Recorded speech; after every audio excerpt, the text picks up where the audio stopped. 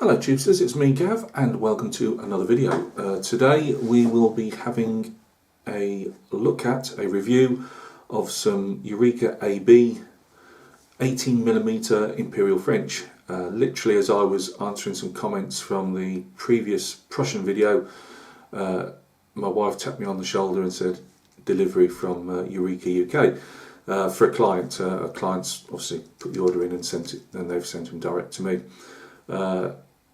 I thought we'd have a look at these. I've had a look at them already because I just had to obviously mark them off on the invoice sheet just so I make sure that they're all there. And I thought, well, those Prussians that I painted, I thought the castings let them down. They're beautiful sculpts, but the casts themselves were, you know, they weren't good. I didn't enjoy doing the amount of clean-up work that I had to do on them. I will always say, I do reviews and I'm not paid to review. This is all stuff that I've either bought myself or sometimes clients let me, as in this case, you know, show their painted figures or you know, figures in the raw, if you want to call it that way. The same with the model kits. It's less of a review. I tend to call model kits unboxings because I don't know enough about that subject to, I believe, you know, say one thing or another about them really. I can just point out bits and pieces that I see, but obviously there's a lot of people that can do a review on a model kit a lot better than I can.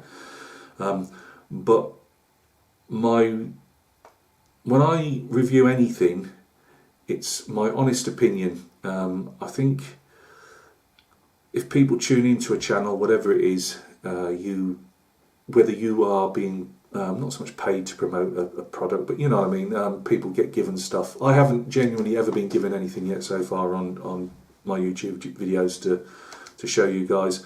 That's all my opinion. I believe in saying when something's good, and I believe in saying something's bad. I've had a look at these figures already, and they are what I would expect from a Eureka AB Napoleonic figure. Absolutely lovely. And I thought, well, for the sake of balance, after the not happy you can say with the Prussians, we can look at something that I will be happy to clean and paint. So join me down at the desk and we'll take a look at these Imperial French. They will be being painted as Italians, I believe. I've got another batch coming actually from Australia for the same clients, I believe. And I keep saying believe because I really can't remember head stuff today. I believe they're all going to be painted for an Italian core. He's already got some that I've painted for him, and these are going to be joining his Italian core. So guys, join me at the bench. We'll take a look at these, and there's a good selection, and I think it gives a good overview of these Imperial French. Right guys, thanks for joining me at the bench and with this slightly wonky camera and not to have anything to actually look at for a second.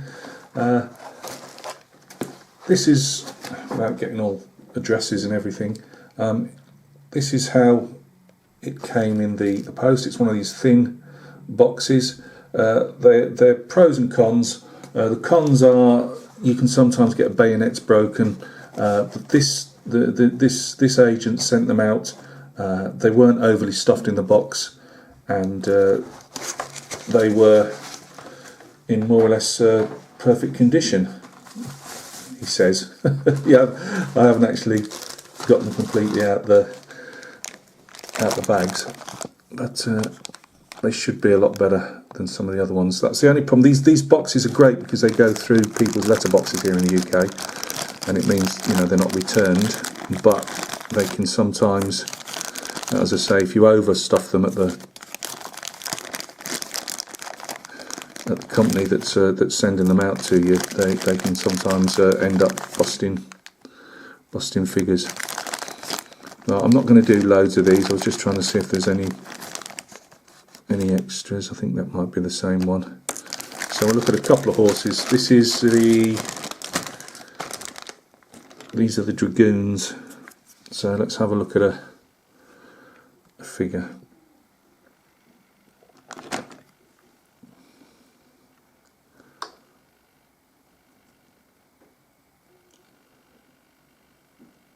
Again, you'll get your normal mould lines under the arms, above the arms. That's obviously to be expected. I'm pleased to see with these guys is, although with these square, I keep calling them horse blankets because I keep forgetting the names. Sorry about my grubby fingernails, guys. I'm trying to keep them out the shot. You sometimes get on some of the casts, you'll get, which is a pet hate of mine on these figures, is not necessarily these dragoons, but you'll sometimes get infill around the sabre and the horse blanket, and that has to be drilled out, which is a pain. But these guys don't have any of that. I always do prefer, whether it's, well, not that I've got many of my own figures these days, but I prefer to see them in a cavalry in a charging pose rather than sitting.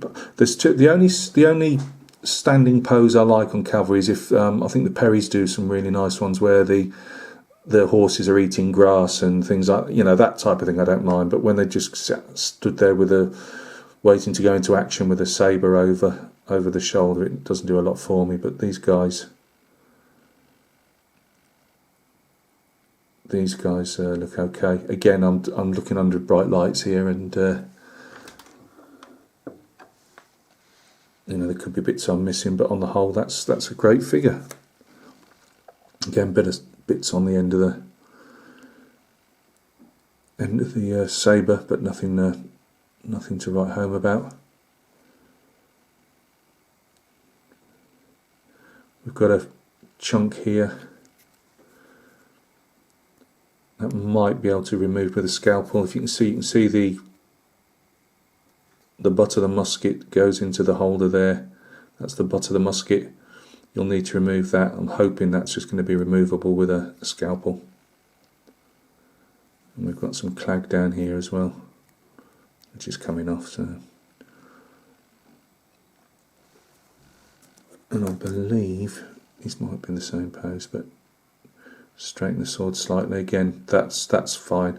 I usually give the swords, not to try. They do have a nice blood groove in the sabre itself, so I try to keep that if possible. But I'll usually give obviously the sides and top a file with needle files. Again, beautiful pose. I'm not sure what that is on the back of the neck.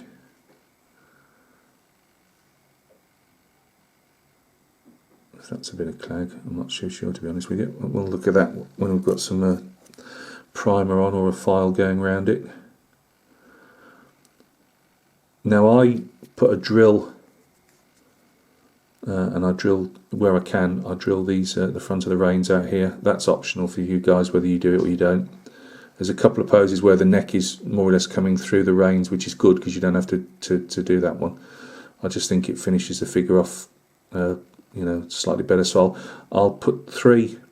I'll usually put a hole here, hole in the middle, hole further down, and then just clean it out with a scalpel and pair the reins back slightly, and then a bit of a file if it needs it. I have had some horses recently that have been full of clag at the back, or infill at the back legs. That one doesn't look too bad. Needs some. I'll probably drill that out there, put a drill in it. But on the whole, it looks alright. I say mould lines, you'll always get them around the legs, obviously, you know, that's just part of the process. But no, I like those. So let me put them somewhere back in the bag quickly for you. I won't go through every pack I've got here, but I just thought there was a good spread of figures, some mounted, a bit of artillery, which we're going to look at now, and some obviously infantry figures. Let me get these bags open. This is a real thought out video, Gav. I won't get everything out. We'll have a look at an artillery figure. Let's have a look. I know it might be boring, but this is where it can all go horribly wrong. It hasn't in this case. That's nice. I would still suggest you put a needle file again. I like to use a round rat tail file and put them up and down the spokes, only because there's bound to be a mould line in there and it will really show up when you get your paint on. Bit of a chunk of metal there, but again, flat file will sort that out in no time. But no, you know, you can. I've got to say, I've not had. I don't think I've had any miscast wheels from AB over like that Saxon artillery I did. The actual carriages and the guns themselves were in perfectly decent order. Let's have a look at this guy. Again, nice face, something you can get some paint into. Cords show up well. We've got the carrot type pom-pom. Has he got leggings on, or has he got, let's turn him round. No, I think he's just got the normal trousers, but obviously scalpel down the... I usually use, the two things I use the most is, obviously if I'm not going to use a Dremel or a pin vise, it's good, but on the whole, the only things you normally need on ABs are a round rat tail file, nice sharp scalpel blade, and a small flat one just to do the tops of shakos. You can see there. You can try and pair that away with a scalpel blade, but I usually find it's easier with a flat file. The only thing you've got to watch out for is if you're going to do that on a shako cover, because Tony Barton's good at moulding, you know, nice ripple effect, and so you might just use a round file on those because you'll make them too artificially flat, if that makes sense. Something to look out for on and this goes for 28mm castings as well on guns, is the obviously mould line down the inside. Always make sure you get rid of that. Again, scalpel and a flat file, because again it will show up even when you don't think it will. But again, that looks a decent cast. Guns always take a bit of time clearing up. It's just the way things are. We'll have a look at one more crewman. Let's fish one out. Ramrod. Some people will change a ramrod for a metal safety pin, a metal paper clip, and put the either make out of green stuff, make the wad at the end, or just replace it with that. I've not done it on any ramrods, to be honest with you. I think it's a bit too... They're straight enough, you know what I mean? I do it on the colour bearers. See, this is a nice one. I've not seen these ones. I think these are the new ones. We've got a nice bucket for when he's sponging out the cinders from the gun. Oh, very nice. I enjoy painting these ones. I've not painted this one before. Again, mould lines around the arms, but that's to be expected. As I say, it's one of these things. You know, I wanted to give a bit of a balance back to the last video, and these just happened to drop literally on the doorstep today. So this is our...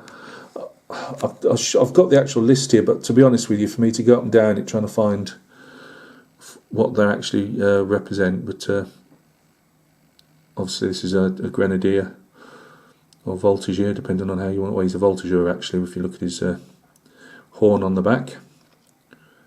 But again, if you wanted to mix poses up, you could either file that off or even just paint it and paint his plume and that in epaulets in a grenadier colour if you wanted a particular reason for a different style. It's got his bonnet de police, the side cap that they wear, or fatigue cap that they wear. That's always rolled up underneath the cartridge box, if you've ever wondered what that is.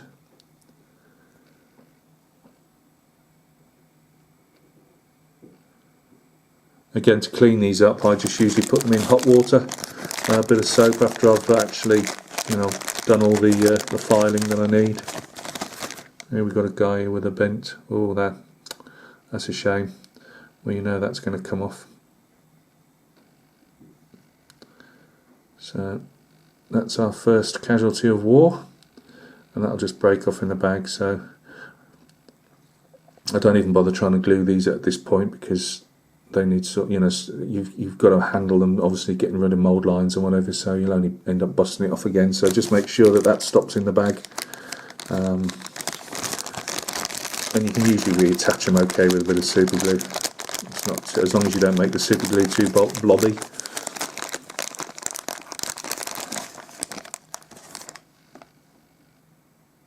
I must admit I've painted these guys before, I believe, and that was I painted some last year, and that's the first one I've had with a actual busted musket. This guy's, I think, biting we're about to bite a cartridge open.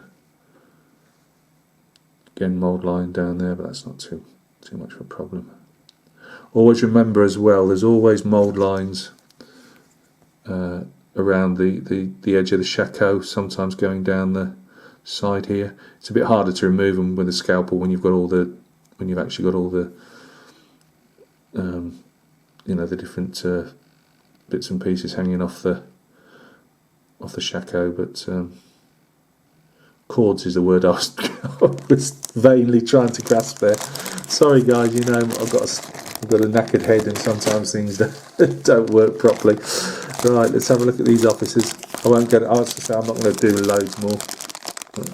I quite like some of the. I think this is one with a couple of poses I've not seen before. It might be the older one. Let's have a look at the eagle bearer. I have done these guys before in great coats. Got your eagle.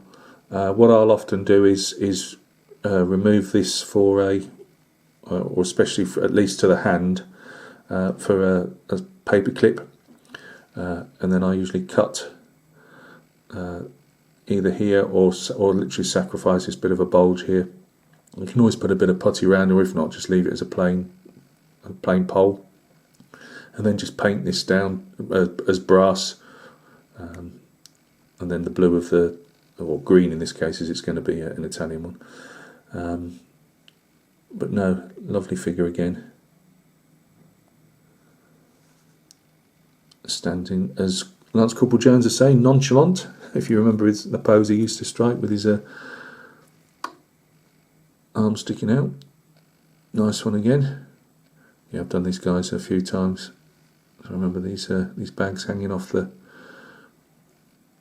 backpacks.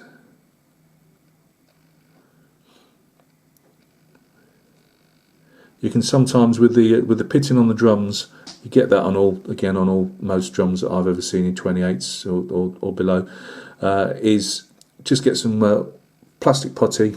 I think I've got some on my desk here. This is what I use.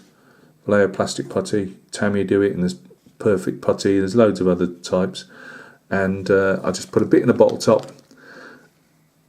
I then put some water and use an old brush, and I'll dip a wet brush into that putty and just wipe it round on the inside, and just smooth it out, and it will usually disappear.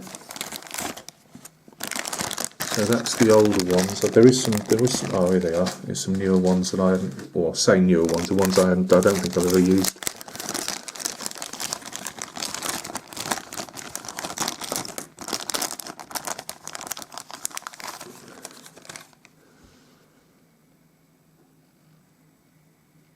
Again, nice pose.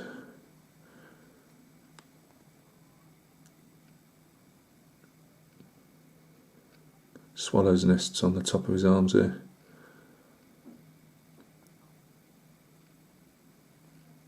Don't think I've done that one before. I think I might have done this guy. Again, I've always liked this particular pose. I think it's quite nice, and you could probably get away with it in a few armies. A few changes here and there. Eagle bearer again.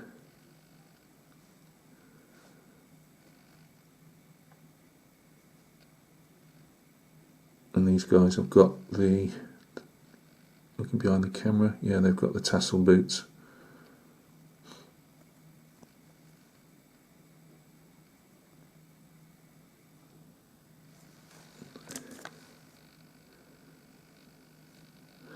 Now, I've not seen this one before. This one's a nice pose. I like this one. I saw it in the bag.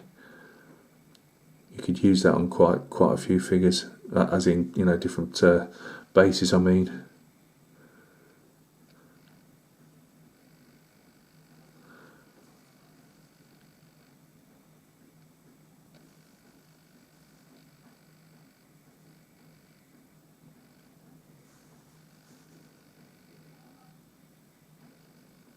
Yeah, very nice.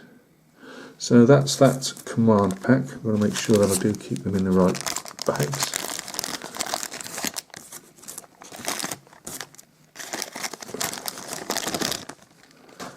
And I think, guys, that's what I'm going to show you, because a lot of the others I think you've seen before.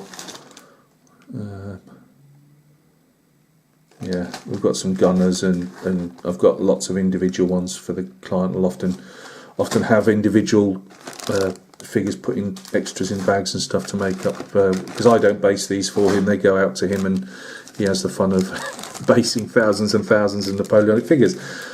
So guys, that was our Imperial French 18mm.